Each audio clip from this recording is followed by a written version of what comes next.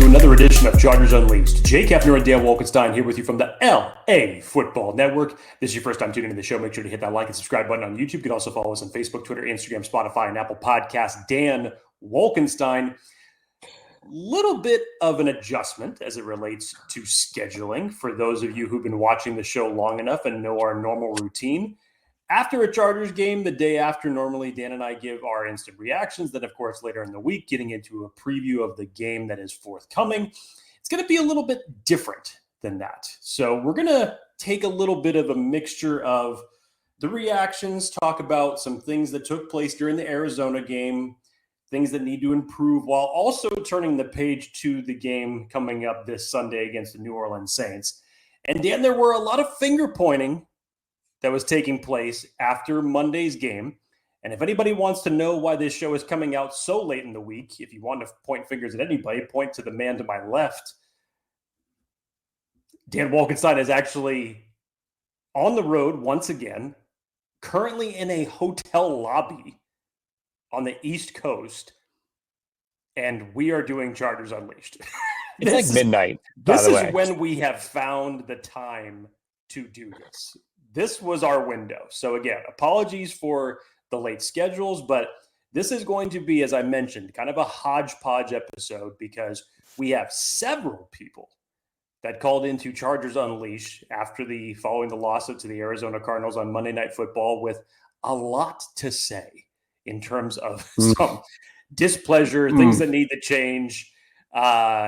I have maybe listened to 2 seconds of it, and Dan and I both agreed, just stop. Let's just play it all on the live episode so we can get instant reaction. So throughout us going through all of the breakdowns through Arizona, then of course talking about the upcoming Saints game, we're going to sprinkle these voicemails in so that everybody gets an opportunity to obviously have their voicemail played and for you guys to get an opportunity to listen to that. But Daiyan Wolkenstein, sir, you're on the road. I've talked to you sporadically throughout the weeks since Monday's loss. You look like hell, but how are you feeling? I'm honestly, I'm great. Other than outside of Chargers world, things are awesome. I'm kind of at a loss for how to feel right now about this Chargers team for multiple different ways, which we'll talk about today. But generally speaking, disappointing loss to the Cardinals, understatement. The manner in which they lost, awful. So many things went wrong. Just awful puck luck, in my opinion, in a lot of ways. But there's also just bad things happening that they couldn't overcome. And it's unfortunate because Jesse Minter has this defense playing really, really good football. And it's unfortunate because the offense was rolling, at least yardage-wise. But again, they could not take advantage of opportunities and shot themselves in the foot. And it seemed like every bad call, every bounced ball, every fumble, every tip pass, everything that could go wrong went wrong. And it's just unfortunate. And those are just those weird games. But it's going to be fun to turn the page from that to the Saints game. And we want to talk about what world we're living in now, where this Chargers team, Jake, offensively, they rank worse than the Saints. They rank worse than the Saints, who don't have a quarterback. Even if they had a starting quarterback that's not injured, it's still not what the Chargers are having at their quarterback level. They got to get this offense figured out. So, like you said, I'm excited to sprinkle in these voicemails. I will listen to the voicemail ahead of time. Jake listens to them live. I listened to, like Jake said, maybe 2 seconds of them, and I said, you know what? Screw it. This is a good episode for us to just do this thing together and go through it with the Chargers fans. Jake, so before we get to the first voicemail, let's pay the bills. Let's talk about our friends. Want to remind everybody that BetOnline is the world's most trusted betting platform and number one source for everything football. BetOnline is every stat, every matchup, and even live odds and spreads to bet on during the games. You think you know your stuff? Get in on our 200,000 mega contest and pick 5 games against the spread every single week for your chance at weekly prizes and a share of up to $200,000. When the game is over, head on over to our online casino and get on a game of blackjack or poker or unwind with one of our 150 slot games. Head on over to the website today. That's betonline.ag. BetOnline, the game starts here. Dan, real quick before we kind of get into this, because you mentioned it in terms of puck luck, just everything that wasn't happening for the Chargers, everything that was going right for the Cardinals throughout that game. I feel like you and I, when we did our preview episode last week leading up to this game, Oh, we jinxed it.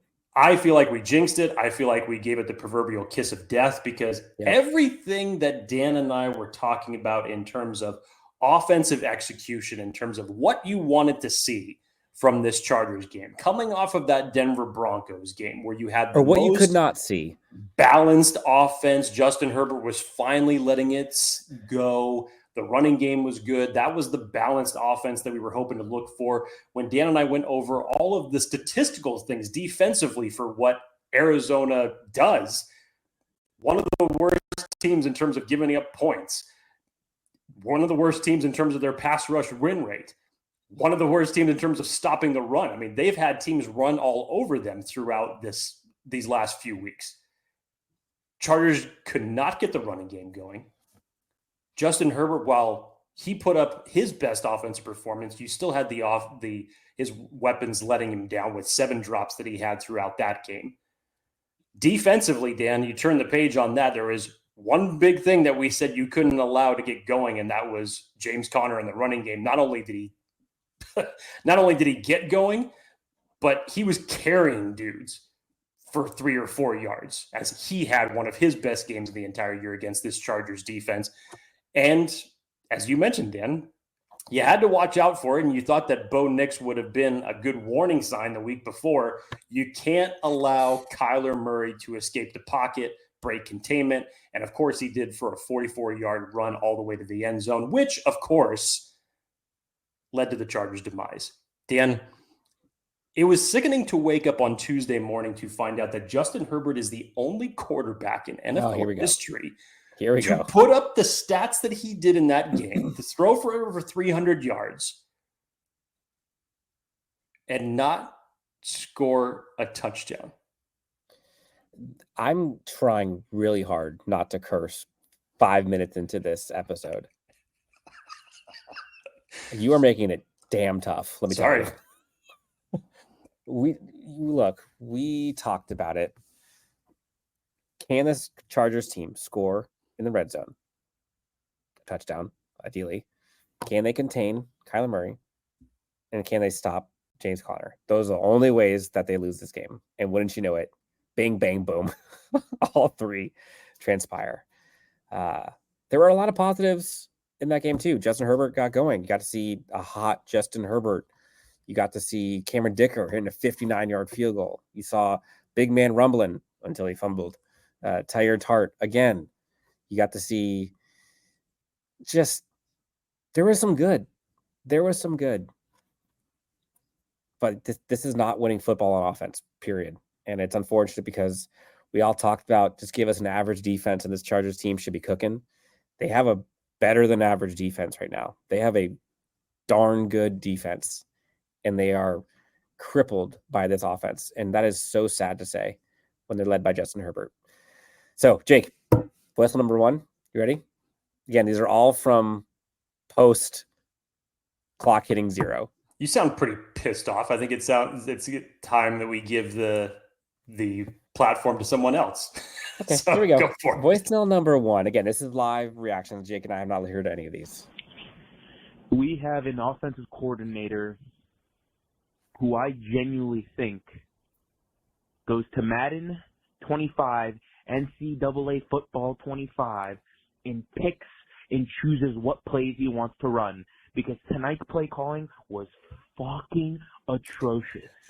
And I don't get. What did he say? Fucking atrocious. I understand. We're losing. We don't have the receivers. We don't have the talent. But when you have Herbert slinging and dealing, and on a 3rd and 4th, with the 2-minute warning coming up, you decide to try a deep shot. I promise you right now, this team is better than a 3-3 team. It's ridiculous that we're even talking about losing to the Cardinals. The Cardinals.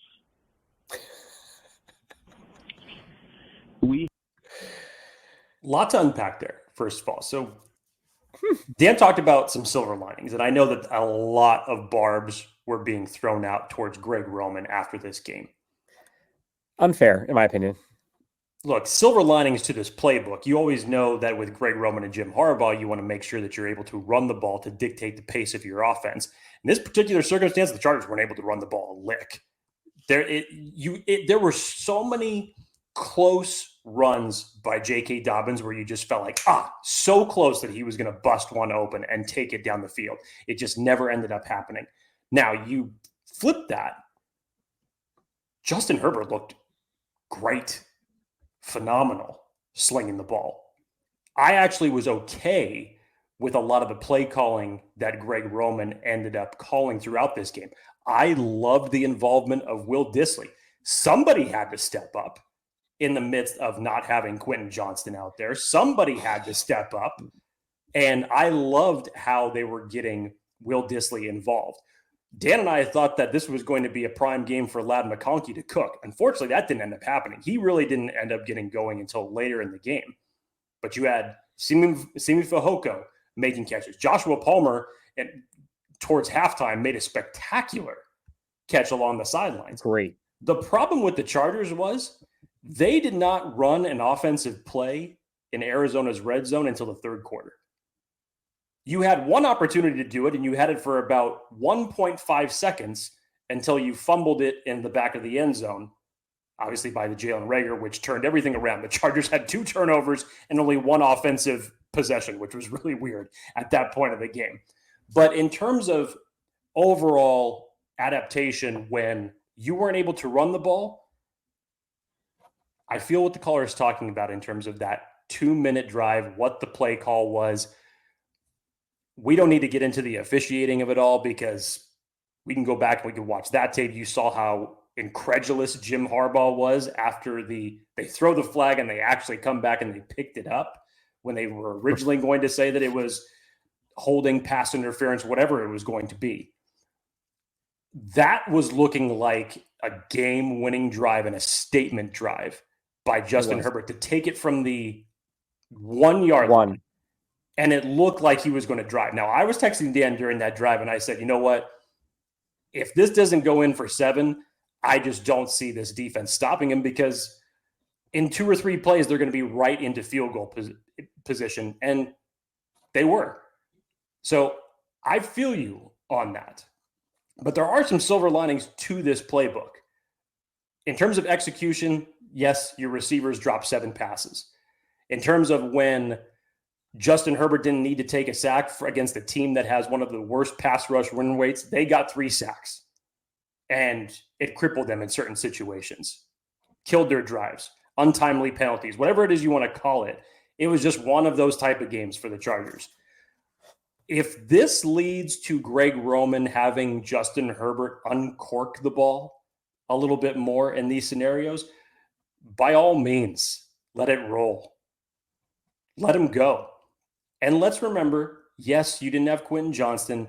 Yes, you didn't have DJ Chark activated for this game. And to think that Justin Herbert was doing that with a skeleton crew, essentially, for his receivers, pretty damn impressive. I know you don't like to see an L.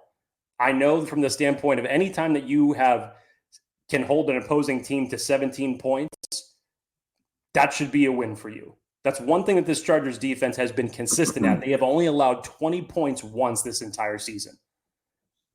It was a rough Monday Night Football game. It's a rough page to turn for all of us. But I think there are some unnecessary criticisms being thrown at Greg Roman when, if you just look at it as a whole, there were mistakes made on both sides, offensively and defensively, to why the Chargers ended up getting them in the position that they were in. Yeah, I mean, a couple things there. To me, this was less about play calling and more about execution. I mean, their offense was cooking. I know they were leaning more on Justin Herbert than they were on the running game. They were more like a 2-to-1 team versus like 50-50 run to pass. They were 2-to-1 pass to run. Justin Herbert had like 39 passes or something like that. The issue was they just could not score a touchdown in the red zone. That was simply the issue. And you saw lots of, I mean, you can talk about the puck luck and I don't think I've ever seen a game in which the Chargers force 2 turnovers that end up not being turnovers and then score a touchdown ends up not being a touchdown. And it's just like the point swings in these are just too far. And I think what has people frustrated is this was probably the first game that was like the definition of chargering in years past. And so, in my opinion, this is probably the first loss of the Jim Harbaugh era that going into the game, categorically, they should have won and they lost. Yeah. The better team lost in that game. I won't make light of this loss because this better be one that you hope it doesn't come back to bite you in the ass by the time that the season's over and when we're coming close to playoff time. So yeah, definitely this is a game that, in my opinion, the Chargers lost more than Arizona won in certain 100%. circumstances. 100%. So not making light of it at all, but you give credit. You give Arizona credit. Yes. On the turnovers that the Chargers forced, they played through the whistle. They played. Punched it out. They were able to get pressure on the quarterback. They were able to stop the run, things that they haven't done.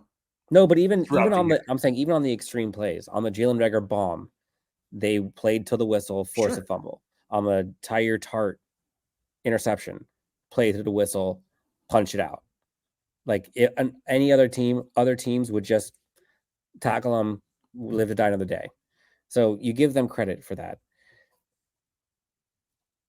But you should, like, there in no world should your leading target be Will Dissly, Jake. 8 receptions for 81 yards. And they're not pretty. This was kind of like square peg in a round hole. Like, this is not an athlete that should be getting 11 targets. That's how bad the pass catchers are looking right now for the Chargers team with how many injuries they're dealing with. You know what the crappy part about this is? I mean, you talk about Will Dissly, the loss overshadows everything, but I wanted that win so bad that we could go back and we could look at that stiff arm from Will Dissly delivering on Baker. Run. Oh my God. Just throwing that guy to the upside down and putting him in a whole different realm. That was great. Yeah, but like, again, silver lining, we talk about, I will push back a bit. I do not blame us on the Chargers defense. Like, yes, they lost containment on Kyler Murray on that one play. There's a few tackling issues. Sure. Like, I get all that. You still gave up 17 points. You gave up 145 yards passing. In terms of doing your job, you held Marvin Harrison and Trey McBride pretty much in check. And you allowed others, including Kyler Murray and James Conner, to beat you. Again, 17 points, Jake. You and I going into this game, I think we said it on the preview episode. Score 20, you probably win.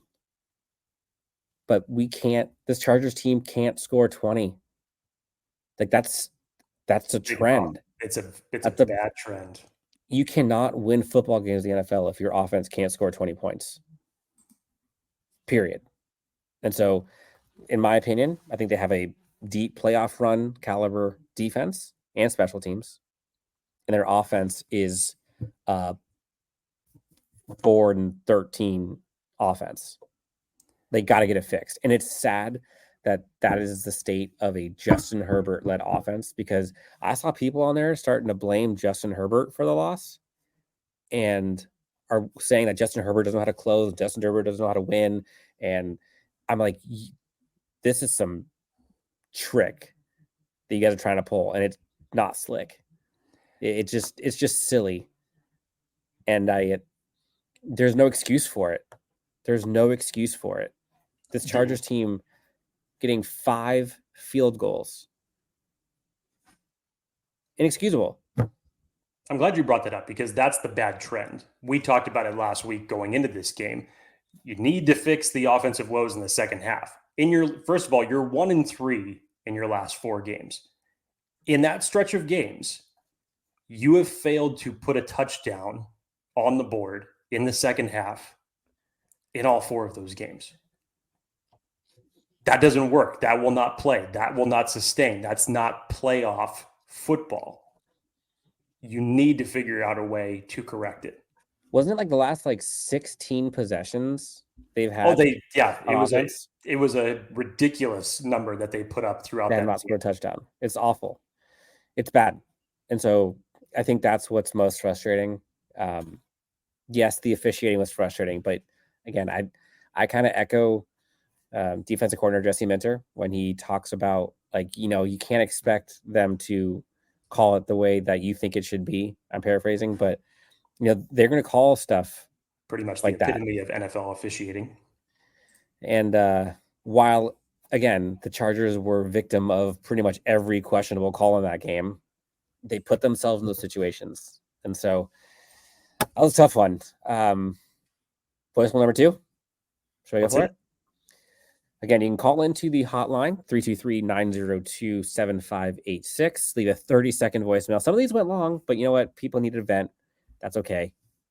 Let's hear what the next caller had to say. Hi, guys. This is genuinely the most disappointed I've been in a scene in a long time, and I don't know where to even start. We need to go get Mike Williams because this is the most sorry receiving core I've ever seen. I mean, he's not wrong, Jake. Look at the receiving core. Jalen. Also, did Brendan Rice run over someone's dog?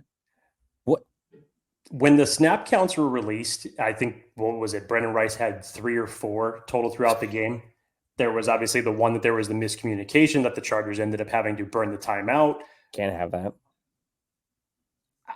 I don't know. You would have thought, given the fact that Quentin Johnston wasn't active for this game and DJ Chark wasn't activated off IR, and Darius Davis, and would have thought there would have been targets around for Brendan Rice. And Jalen Reagor gets brought into the practice squad, then elevated, and then supplants Brendan Rice. Now, I like the athleticism from Jalen Reagor. He's a fast dude. You liked the idea of them going deep. Hell, he caught it for about half a second. I mean, Will Dissly as the leading receiver, come on now. He dropped maybe 3 passes tonight. That's unacceptable. And tight ends dropped a lot of passes today during that game, Jake. There was a little bit of a dichotomy from Will Dissly's standpoint, because we know what Will Dissly was originally brought in for this team for, his blocking acumen. But I actually really liked the fact that even Dan Orlovsky was bringing this up on the broadcast throughout the game to say that he was a very underrated receiver. And that's what I actually liked, was them integrating him more. You didn't have Hayden Hurst in this game. And as the scholars mentioned, in terms of the weapons that the Chargers had, somebody needed to catch the damn ball. So yes, is it staggering that Will Dissly was your leading wide receiver? Yes. But at the same time, he was also the most consistent that was out there. There were some dimes that Justin was throwing that were not caught. Hit Stone Smart down the field for a 31-yard game, went right back to him in a pass that should have been caught. Yep.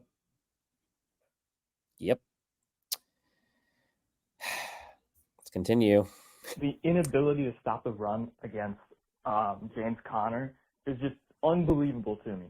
How we can go from Brandon Staley, who's letting up a 20-yard pass on 3rd and 15, to now letting up the 12-yard run on a 3rd and 16.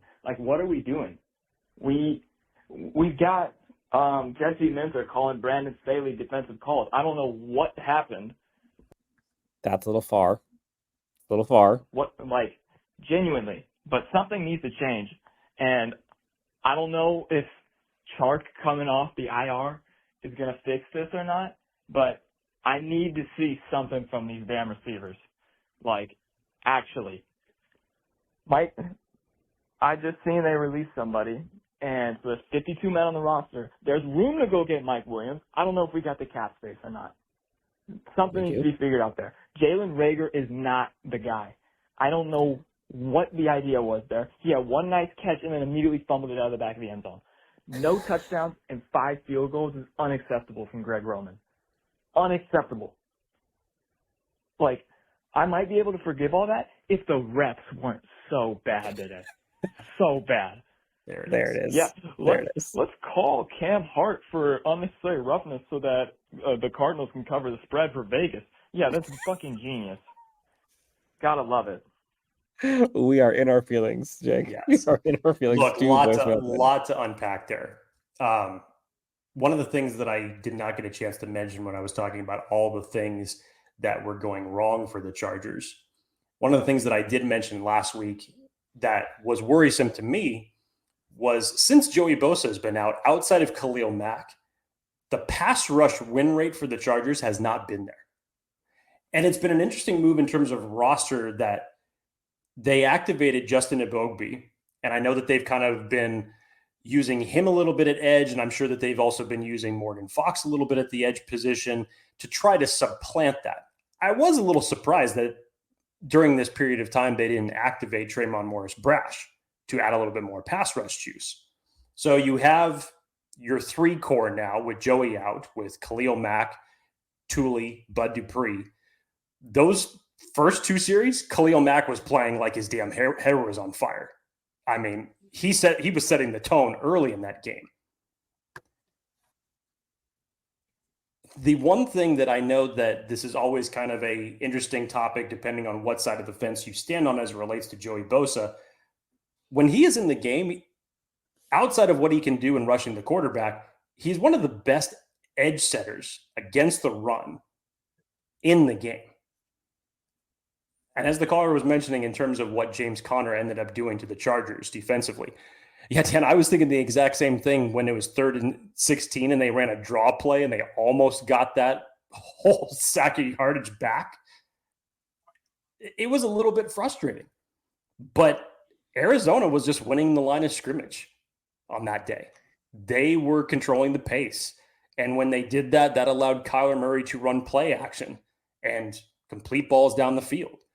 Now, I will not go as far as to say Brandon Staley-like defense, because if that was the case, you would have seen a hell of a lot more than 17 points scored on the Chargers for that.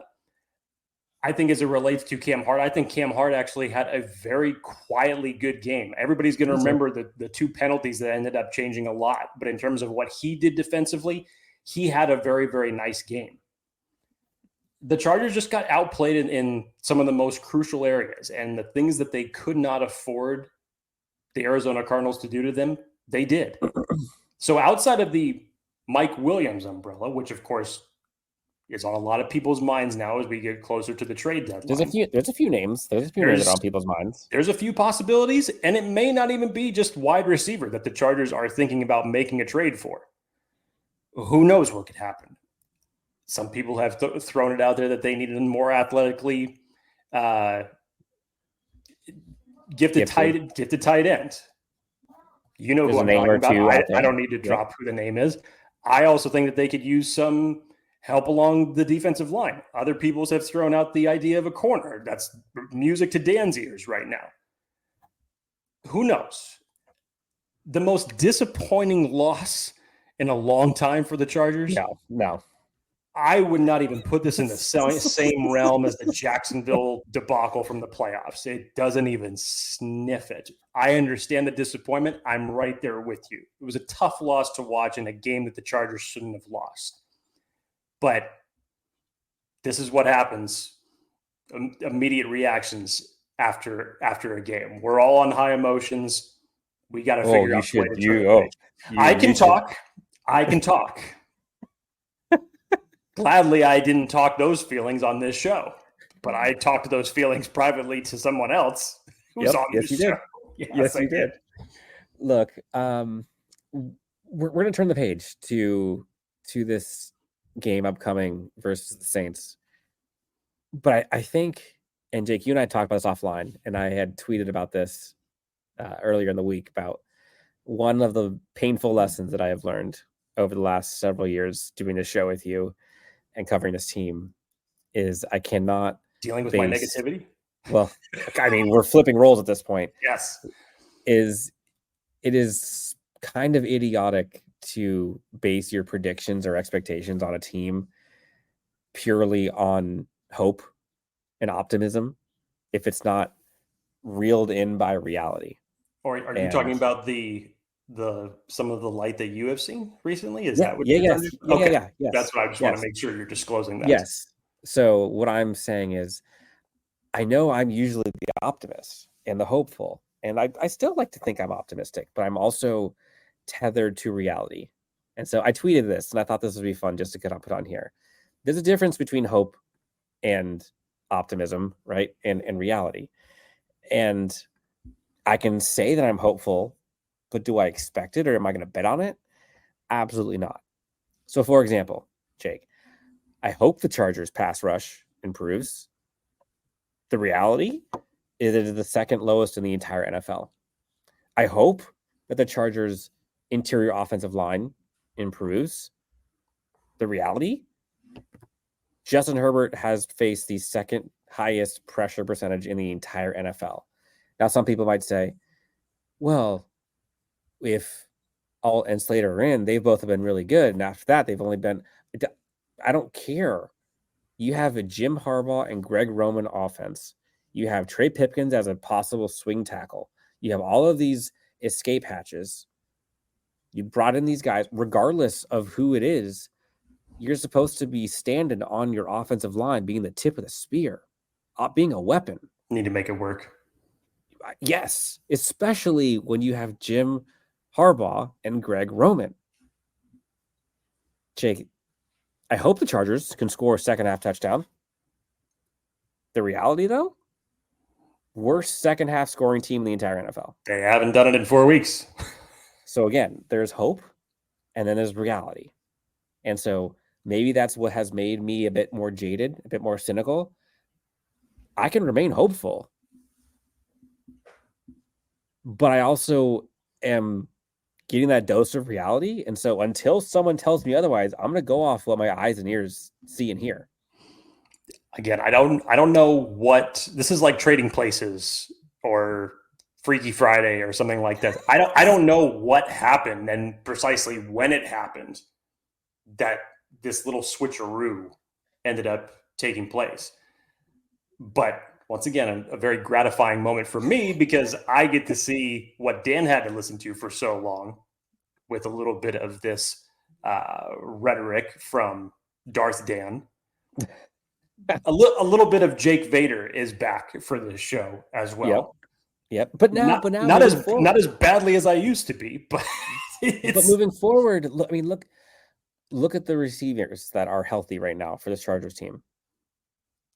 Yeah, it's no bueno. But Dan, this is what we knew. This, now, but this isn't this. First of all, this isn't some big secret because this was all something that we were gearing towards this season in terms of to say, okay, this is going to be now a very young receiving group. Josh Palmer is essentially going to be your leader of this receiving group. Mm-hmm. Everything that we had saw from preseason as it relates to Ladd McConkey and Justin Herbert, we've seen that. That's there. We're still just waiting for the breakout game for Ladd. He's put enough tape out there already to show that he's going to grow to be a fantastic receiver. What I think Chargers fans sometimes forget is the state of what this team was in going into the offseason prior to Ortiz, prior to Harbaugh, and how gutted and bare bones the roster was and how many holes had to get filled. And people can sit here and judge about, going offensive tackle versus receiver and not getting an interior offensive line, not getting a set in the draft. Like, I get it. But simply put, there were too many holes on this roster to do it in the draft alone. And because of the cap situation, they didn't really have much money to spend either. And they had to get rid of some good talent in order to get under the cap, but also get enough money under the cap to where they can actually go fill positions. And they filled a plethora of positions with either draft picks or prove it contracts for free agent veterans. And so far, so many of them have paid dividends. But unfortunately, what we're seeing is two positions that they did target in free agency, not in the draft, have not paid through. And it's impacted them in the worst ways possible. Wide receiver DJ Chark, when he was signed, I said the minute he was signed, I cannot wait to see the impact he brings on this Chargers offense. And you saw it during training camp. It's been 7 weeks. You still haven't seen DJ Chark, and you're seeing the impact of it. And that's why they brought him in. that's giving the offense the ability to breathe. They can't breathe right now. You saw a little bit. Jalen Reagor dropped it in a fumble. Interior offensive lineman Bradley Bozeman signed. Reclamation project, hoping you can get more out of it. You haven't.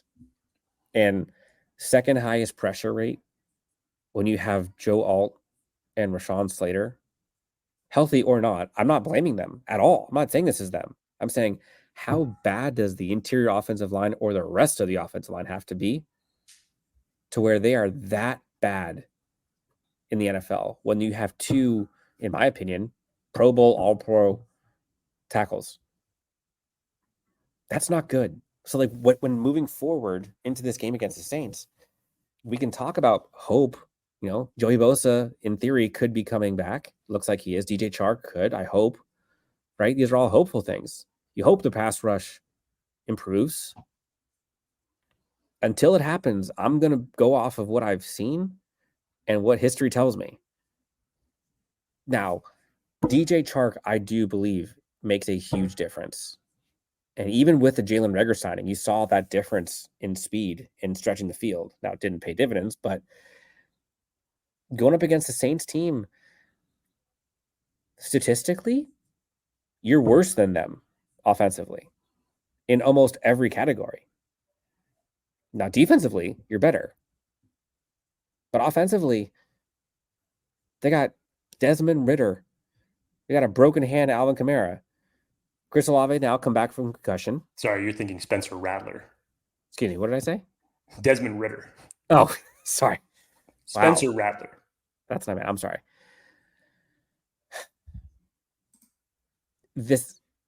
Until this offense can prove to me that they can execute and be efficient and score touchdowns, I'm not going to say they're going to do it. Please prove me wrong.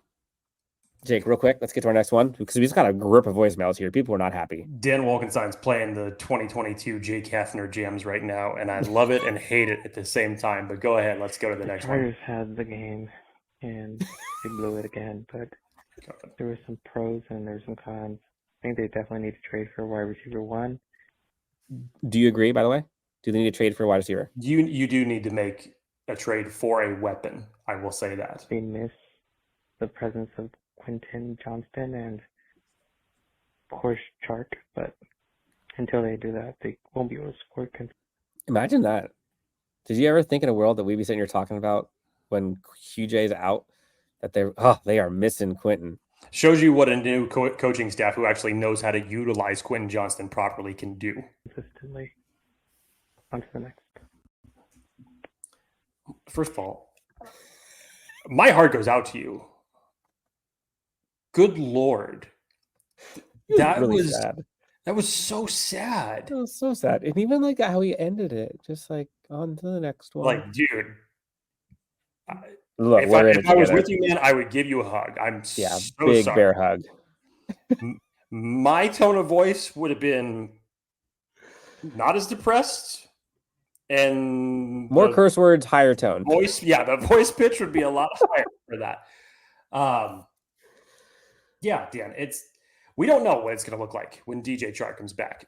As of right now, in terms of the practice report goes, you would hope that he is activated for the Saints game. It's not looking so good for Quentin Johnston as it currently stands. We're recording this on Thursday. He was in practice. Friday on East Coast time. Yes, technically. He was in shorts for practice today. So it doesn't look too optimistic for him. I don't know what this is going to look like, Dan. Honestly, I don't. There's a lot to take away from it in terms of good and bad. And hopefully you can build on more of these things because when it comes to the running game for what the Chargers are going to need to get going against the Saints, and we expected this type of output from J.K. Dobbins, and we were talking about it last week, that was a prime opportunity for you to do it. And for some reason, you just could not do it. The Saints are giving up, I think it's 5.4 yards per carry on average defensively this year. There is no reason that you should not be able to get the running game going in this game. There it is. There's that kiss of death again. You hope that it happens. Let's see it happen come Sunday. Yeah. And again, like if we're looking at this Chargers offense versus the Saints offense, like just again, I said the Saints offense is better. This is the sad state that we're in right now, this Chargers offense. Okay. Chargers offense. Let's go total yards per game. Chargers offense, 300 yards. New Orleans Saints, 312. Chargers ranked 25th. New Orleans ranks 21st. Passing yards. New Orleans Saints, 21st in the NFL. Not great. 197 yards per game. Chargers worse, 184. Rushing yards. Literally tied. Ranked 19th and 20th. Yards per attempt rushing. Chargers are 26th in the NFL. Not great. Not great. Sack percentage. I mean, it's just, you go down the list, Jake, it's not good. It's not good. And so how does this Chargers offense get right against the Saints defense?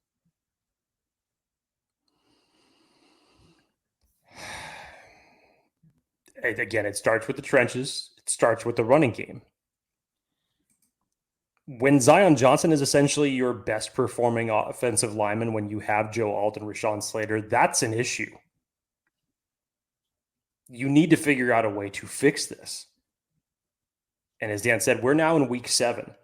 These are when some of the issues that you have, and especially when we're talking about new coaching staff, gelling with new players, this is around the time where you start getting things in the right direction for what you want to execute. The Chargers defense gives up half the amount of points that the Saints do. The Saints defense gives up 26 points per game, 25.7 for being technical versus 13.8 for the Chargers. 25th in points allowed per game is this Saints team. Does that make you feel any more confident than it did last week? Not after what I witnessed on Monday night. No. Even with Spencer Rattler as the quarterback, no, it still doesn't give me confidence because 28th in the NFL in passing yards allowed. Jake, the Saints team is almost 249 yards a game. Does that make you feel more confident than you felt last week going into that game? Nope, not me. No.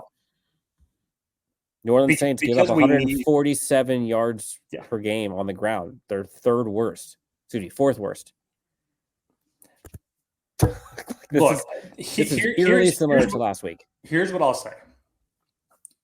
I think that you felt coming off of a bye, getting a win against the divisional opponent in Denver, and the fashion of which that you did it, you got out to a very hot start, 20-0 lead. You weren't able to score a touchdown in the second half. You let them creep back into it in the fourth quarter, scoring 16 points. You still felt coming out of that to say, like, okay, they came out of the bye. They worked on some things because it was substantially different from when we had seen it the prior weeks before against Kansas City and Pittsburgh. And you liked how they opened up the playbook a little bit. Now, I thought in this game, I think that they opened up the playbook a little bit more out of necessity with Justin Herbert, considering the fact that you weren't able to get the running game going. However, it still looked pretty damn good when you were able to utilize that facet of the game. Now, all that being said, as much as Dan and I are saying that we're not going to believe it until we see it, that's all well and good, but I would believe that nobody is going to be more pissed off than this Chargers team, than Jesse Minter. Remember how Jesse Minter reacted to keeping the Super Bowl champs at 17 points and Patrick Mahomes had kind of a ho-hum type of game? He still wasn't happy about it. You would have thought that the Chargers would have gotten their ass kicked 40-0 with the way that he was talking about. Mm-hmm. Jesse Minter, I believe, is going to have his guys much more disciplined in this game. I feel like the execution is going to be better in this game. Does that mean that Dan and I are saying that this is going to be easy and a cakewalk and you should absolutely obliterate the Saints? No, not until you were able to perform. But even still, even if you go out and you do that, it still doesn't really move the needle that much because these are the games that the Chargers should be winning regardless. Your next 3 opponents, Saints, Browns, Titans. All 3 games that Chargers should come out of those with W's. but you have to start by going back to fundamental mistakes and execution and putting up points in all 4 quarters in order to win. Look, as much as we sit here and poo-poo this Saints defense, right? They have names. They got Brian Breesy. They got Chase Young. They got Alante Taylor, who all 3 of those guys, I loved Alante Taylor coming out of college. And it's funny seeing him ball out now. Paulson Adebo, I think, has 3 interceptions already this season. They've got names. They have Cam Jordan, obviously. Like, they have folks on this defense. Are they playing collectively as a unit? I would say no. But, like, don't fall asleep just because they're hurt. They've been hurt, banged up, and the stats say otherwise. You hope that this Chargers team can score a second half touchdown. If they can, again, like, it's so sad that the bar we've set is score 20. Yeah, that's pretty bad. That's where we're at right now. Next voicemail, Jake, before we get to the Chargers defense versus Saints offense from last week. Hey, this is Nick. Honestly, like, this may sound like a little Already, Nick sounds wonderful.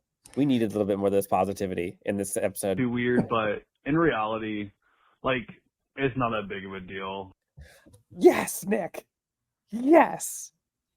That's right. It doesn't matter. It's not that big of a deal, Jake. In the end of the day, you got your health. I got mine.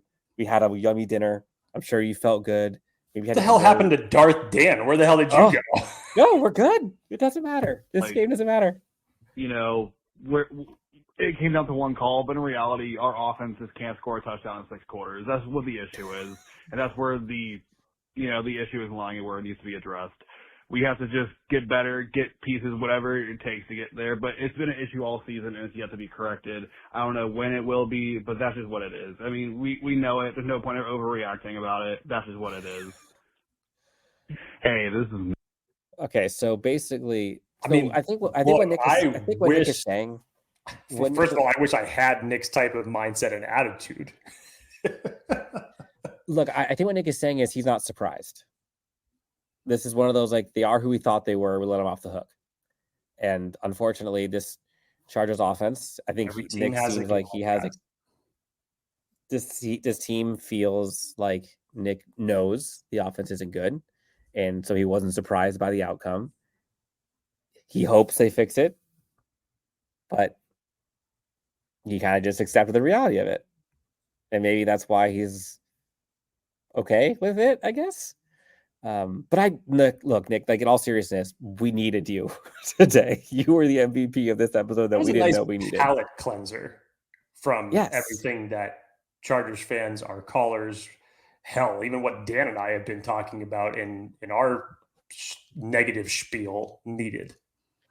Now, buried underneath this, Jake, as we flip the page to the defense for the Chargers versus the Saints, is because the Chargers have lost a few here, you can hope that maybe Jesse Minter's name can be a little quieter versus if he was, 5-1, 6-0, and this hot Chargers team with this bona fide superstar defensive coordinator with the best points per game allowed and a defense in the NFL.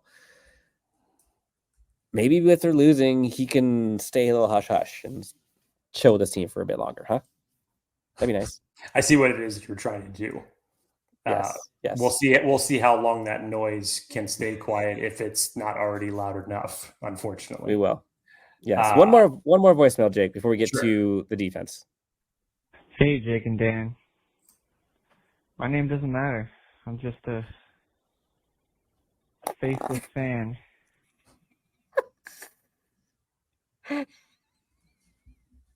To go from Nick to the beginning of this call.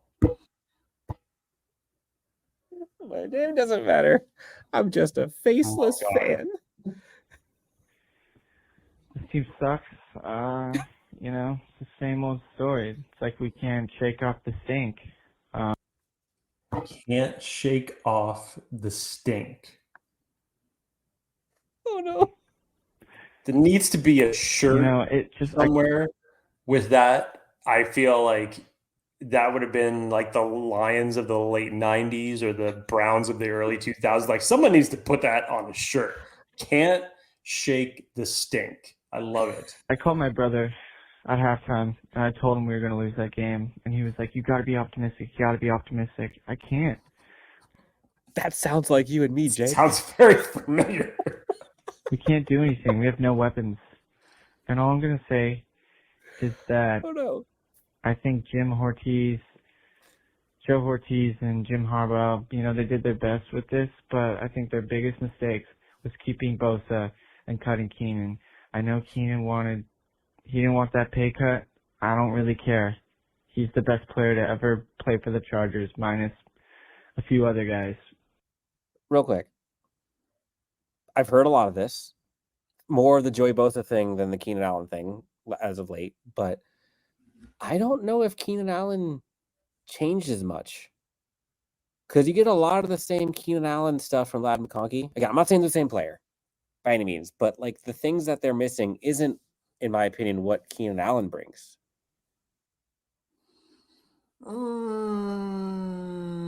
Keenan Allen separates. They have that. They have that underneath, I should say. Let me ask you this. If you could make the argument for what you were saying about your expectations and your excitement about DJ Chark when he was coming into this offense, and for the fact that we haven't seen him for the first 7 weeks, if you flipped that and you mean to tell me that Keenan Allen was still on this team, I would say that is credited to a win given the problems that the Chargers have had. Let's just say if you swap the two and DJ Chark wasn't on this team and Keenan Allen still was, from a standpoint of what he brings, the connection with Herbert, the ability that he has to separate, yes, I feel like that would have made the difference. Now, can't go back and change anything. Contract situations were what they were. I'm not sure. I know whether it was Mike Williams or Keenan Allen that Joe Ortiz went to both of them to try to make things work. Fortunately, it didn't end up going like that. However, in this new Jim Harbaugh-led offense, whether Keenan Allen was on the roster this year, it was probably going to be his last year on the roster regardless. So whether or not the page was turned 6 months ago or if it was turned 6 months in the future, there was a time clock, unfortunately, for Keenan Allen. I know how gutted Dan and I were when that trade took place. It felt horrible. But in the big picture of things, that was, if I remember correctly, Dan, that was also the 4th round pick that you used to flip with New England that ended up getting you Ladd McConkey. And Ladd McConkey already in a short period of time looks like he's going to blossom into something special. Yes. I think the thing that has probably gained more traction, and it's unfortunate because, again, hope versus reality. I hope that Joey Bosa and Khalil Mack can be on the same team and play together for a long period of time, and that'd be dominant. But the reality is they haven't been able to, and Joey Bosa has been hurt so often. So I get why people are a little. If you want to talk about hope, Dan, I get that. Joey Bosa was limited in. I mean, I was going to say. Sorry, I was going to say. Jersey number retired. You keep a guy like that. You don't keep Joey. Joey doesn't do anything for our team. Yeah, he plays and he's great when he plays, but he never plays. We have no weapons. No one on our offense commands the respect of the other team's defense. They don't care. They don't. There's no one on our team that makes the other team think twice about where that player is on the field, and they know that. And the Cardinals, they were just protecting low. Like they kept everything in front of them because they knew all of our offense. There's no deep threat. There's nothing to throw over. There's no gangbuster player on our team who's going to break the defense. I mean, we got to play better. I mean, it's the same old story. You guys know. And I'm tired. It sucks. This sucks. I feel your tiredness. Dan, I said Yes. this leading up to the Broncos game, that after what we had witnessed through Pittsburgh, through Kansas City, the Chargers wide receivers just don't scare anybody. And rightfully so. There's nothing that they've done to show attention from any DBs until you start seeing a wide receiver go off and command that type of attention. Now, They need a receiver that can get behind a defense consistently, or make them feel or fear that they can. Yes, and I apologize for talking over I had a lag on my side from Dan's side, so I couldn't tell what was actually being played or what was being said. And so I had technical difficulties on my side too, so we'll see as this goes through if this even went in. But that's one of the biggest reasons, Dan, that everybody's talking about, that the Chargers need to go out before the trade deadline and get an additional weapon for Justin Herbert. Whether it's Mike Williams, whether it's a different receiver, whether it's a tight end, you need something to round out this group. You need to give Justin Herbert another option. As much as I enjoyed seeing Will Dissly getting involved in this offense against the Arizona Cardinals, we know where he's best at. We know that when he is utilized to his best ability, it is in there to chip and to block and to give some extra protection for Justin Herbert. And he does it very, very well. And yes, I think he is a very underrated tight end. Sure. But when being a leading, that's that is not a compliment. That is not a compliment to your offense if Will Dissly is your leading target. That was like the old argument when people would say, oh, yeah, Eric Weddle was the leading tackler for the defense a few years ago. It was like, it's not always a good thing when your safety is the last line of defense and he's the one that's doing all the tackling. You're not wrong. You're not wrong. So, Saints offense, Chargers defense. Like this is similar to the Arizona stuff. Like I'm not that concerned about that side. Like, Olave's back. Taysom Hill's back. Olave's back. Rashid Shaheed was lost for the year. They went out and they signed Marquez Valdez-Scantling. You have to pay attention to Alvin Kamara. If you want to use James Conner as an example of that, the utilization that he is probably going to get from Spencer Rattler in this game, that's probably going to be a focal point. And if there is one thing that you can't have going for a rookie quarterback, it's the run game. And if that also means the short dump off passes, you can't have those get going and have a quarterback settle in like that and then hit you over the top for a deep shot. You can't have those things going, Dan.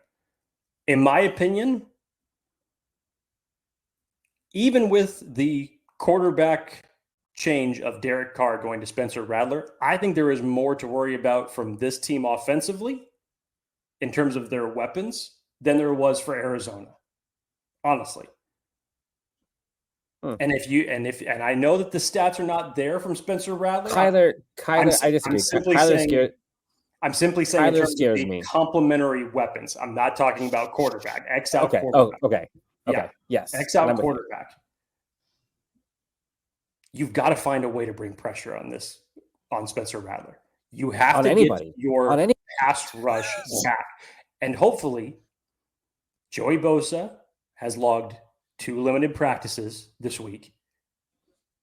You would hope that may indicate that it may come up to he's got one more. He's got one times. Yes, I hear it. And I don't like it in the last 10 seconds. And I don't like it. I don't like it. Am I optimistic that it's going to happen? No. And if it doesn't happen, you still have to figure out a way to better your pass rush from this team. We don't have to ask anymore from Khalil Mack. We already know that he's going to bring it every single game. But in terms of guys stepping up, yes. Linebackers have to be better. Coverage, yes. Tuli, you need to see more from Tuli, from Bud Dupree.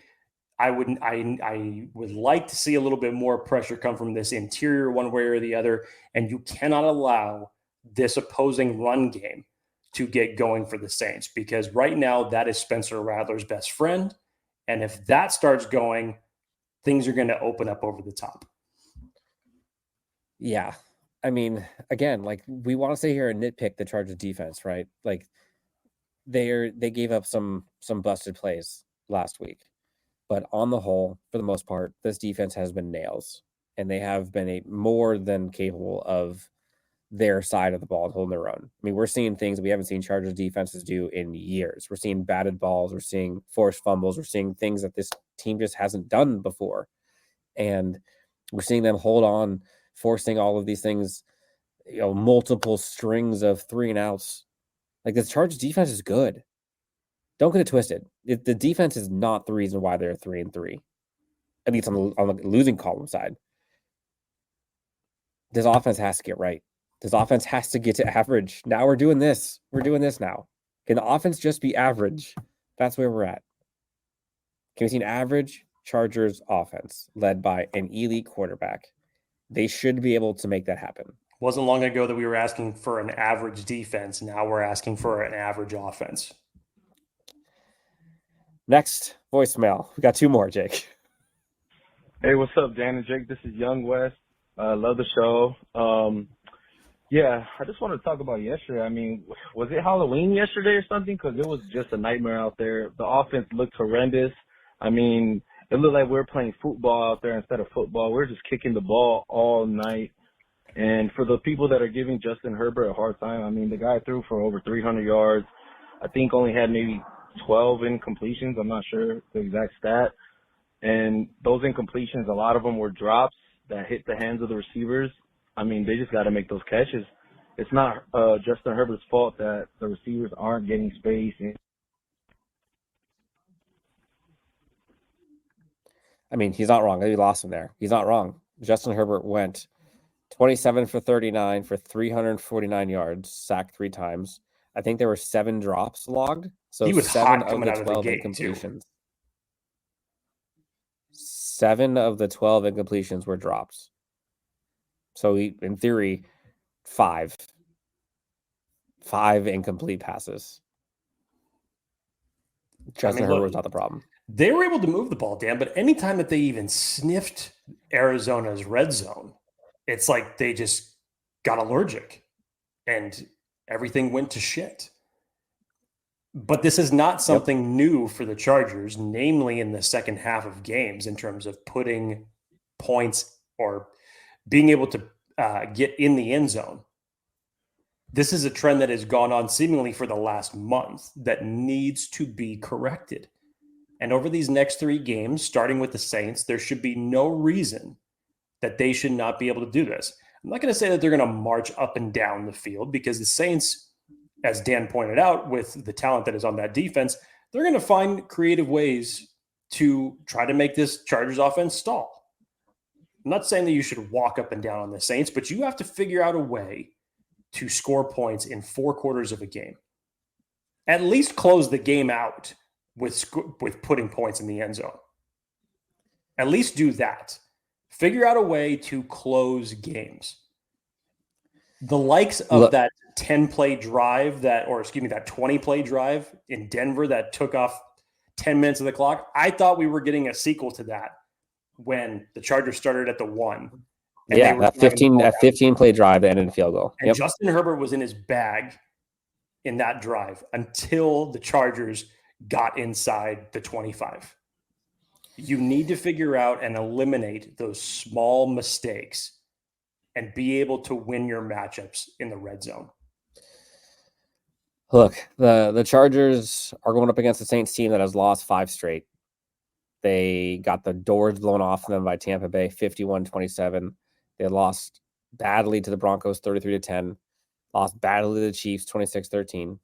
And then before that, 2 close losses, one to the Falcons, one to the Eagles, 26-24, and one 15-12. The Saints team is not good right now, and they should be beaten. Will they? I hope. Before we get to our bold predictions, final predictions, Jake, one more voicemail. And again, fam, thank you guys. I know there's a ton of you looking to get in here. Want to make sure that we got these voicemails in because you wanted to be heard. You wanted to be, loud in your response and your reactions. And we want to support that any way we can. Again, 323-902-7586. Leave us a voicemail. Call into the Chargers Unleashed hotline anytime with your questions, thoughts, reactions, predictions, etc. We'll get them on the show. Last one, Jake. We made it before our predictions. Hey, Dan. Hey, Jake. My name doesn't matter. But you know what does matter? First off, this Great sounds oddly start. familiar. Great start. Having a wide receiver 1 matters. Having someone on the offense who commands the respect of the defense. There's no one on our team I almost cussed, sorry. There's no one on our team who commands the respect of the opposing defense. I really, truly hate Greg Roman with all my heart, and those games when, we can't run the ball, I'm like, what are you even here for? That offensive line was disgusting. I don't know what happened. That was so surprising. That was like the one thing that I'm always like, well, at least we have that. We didn't even have that. This team is killing me. It's killing me. It's ripping my soul apart. I'm going to be able to create Horcruxes with the way that they're ripping my soul apart. So, I'm still going to be a fan, obviously, because I'm a sucker. I'm cursed with being a Chargers fan, but, great loss, guys. Great job. Greg Roman sucks. Anyway, bolts up. Oh my Lord! Great. That was loss. Greg that Roman was sucks. Bolt that up. was a great call to end on. My name doesn't matter, but you know what does? For the, Wide receiver. I mean, what an intro! What an intro! Making the Horcrux references, drops of the Harry Potter. I mean, that was brilliant. Once again, it shows the passion and the emotion of Chargers fans after a loss. This is why Dan brings up the term, imagine the euphoria when the Chargers win, because it's quite the opposite when the Chargers lose. It is a completely different realm. There are uppers and when there are these downers. Circumstances happen.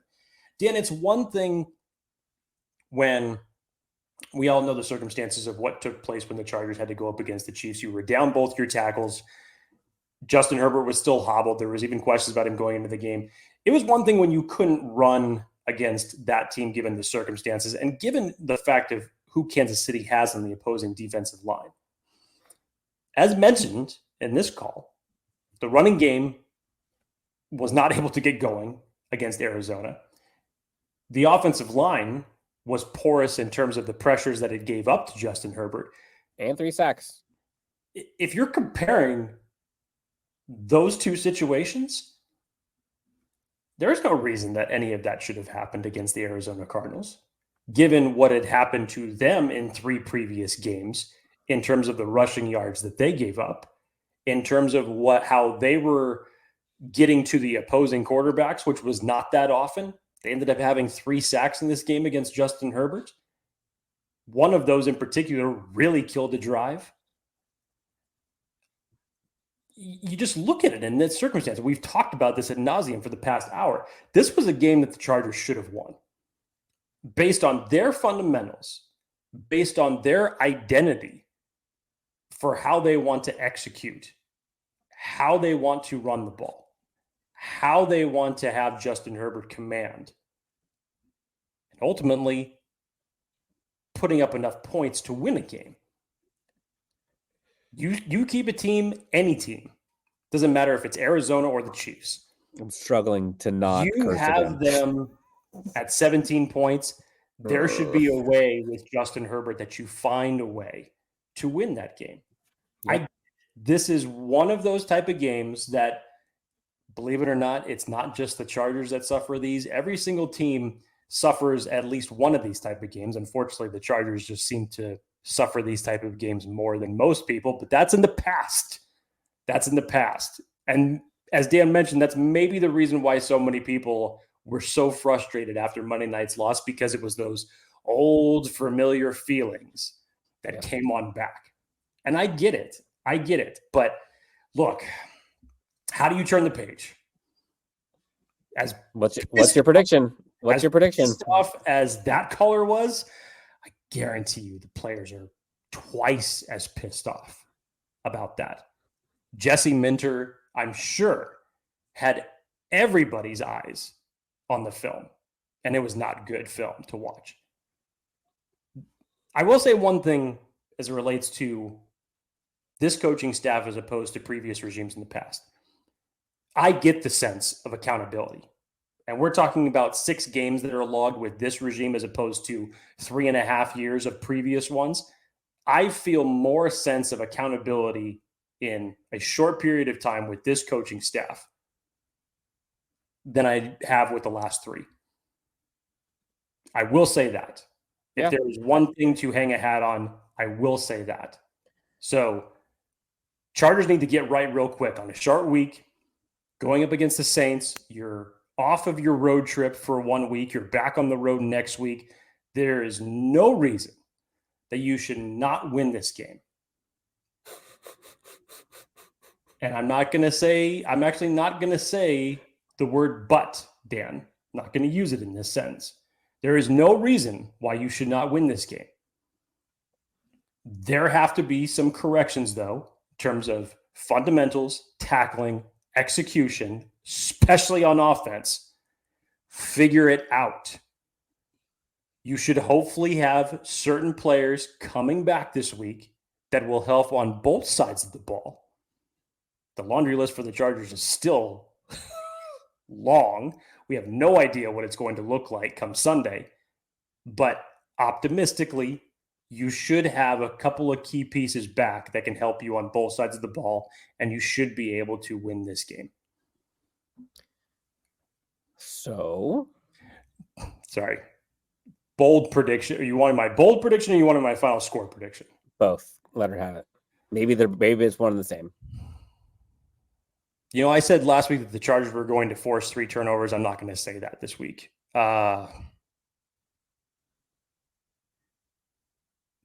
say that the Chargers have 3 sacks. Because you've barely been able to sniff anything, feels like seemingly for a month. I know you ended up getting 2 against Bo Nix, but for the fact that your pass rush win rate has just been god-awful for a while now, I would expect that to get better this week against a rookie quarterback. You hope it gets better or you expect it to get better? I hope it gets better. Okay. I would also expect that it gets better against the circumstances of who's under center. Final score prediction.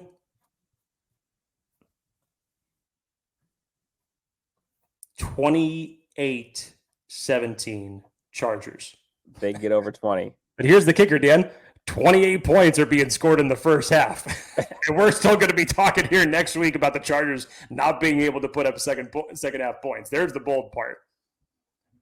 It would be pretty hilarious, that avenue, or like Chargers score, 24-21, and they get to 24 because of like a defensive or special teams touchdown. Right. So their offense still doesn't get over 20. One way or another, we're still going to be having the same conversation of the Chargers' offensive woes in the second half next week. Okay. So I'm going to go off of purely optimism and hope alone. And I'm going to go the Chargers score 2 second half touchdowns, which is 2 more than they've scored the last, 6 games, it feels like. Month. So that's my bold prediction. That's like flaming hot bold. That's sad that has to be a bold prediction. I know. And I'll go 24-14. 24-14. No, 24-13. 24-13. Chargers. So I don't think they're scoring 2 touchdowns. I think there's going to be some field goal there. Does 10 of those points come in the second half? Is that what we're looking at? Or does 14 of those points come 14 in the second half? That was my bold prediction. The Chargers are going to keep all our optimism alive, according to Dan Wolkenstein, by putting up 10 points offensively in the first half. But they're going to close strong, according to Dan Wolkenstein. We're going to love it. We're going to be here every step of the way to discuss. I know this one went long. I apologize. It's your fault. We're not. Yeah, and I know we didn't get this thing out earlier. It's just been a crazy week here, but I'm glad we got this one out. thank you again to everyone who took part in the Chargers Unleashed hotline. We always enjoy those, even after a loss. Again, 323-902-7586. Call in anytime. Leave us your reactions or your thoughts, and we'll get them on to the next episode while we discuss live. But Jake, anything else before we get out of here and head to bed? Let's on to the next one. So that's all you can say right now. We already know what it is that we're worried about heading into this game against the Saints. Let's correct those mistakes. Let's build a new trend. Let's create what Cleveland Indians manager in Major League Lou Brown once said, a winning streak. and let's build off of this upcoming game on Sunday, starting with a second half touchdowns on 3. 1, 2, 3. For Jake Hefner, you can find him at Jake D. Hefner, myself at DNW Sports. Thank you so much for tuning in. Again, hit that like and subscribe button. Helps us out a ton. But until next time, we'll talk to you on the next Chargers Unleashed.